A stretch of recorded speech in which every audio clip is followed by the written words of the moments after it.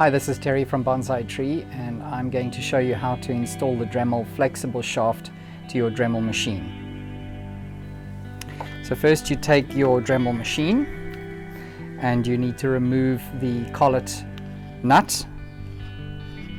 and the collet and place these in a safe position, safe place. After removing the collet and collet nut from your Dremel, you now need to remove the front face from the motor, and at this point you are going to put the special collet nut that comes with the flexible shaft onto the shaft of the Dremel, and you can just thread that on until it's finger tight. If you need to, you can use the standard Dremel spanner just to tighten it slightly. Then take the flexible shaft and insert the flexible machine or flexible threaded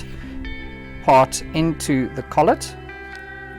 and then push it all the way on and tighten onto the Dremel itself. At this point you can hang, it's advisable to hang the Dremel motor onto a stand so that you can work comfortably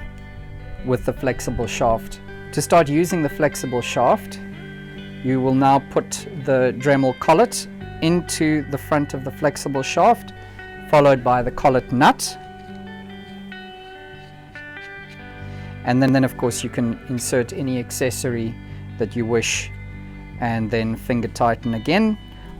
depressing down on this brake or lock button, and then just use the spanner that comes with the Dremel just to tighten slightly, but don't over tighten because it makes it very difficult to then remove the accessory afterwards.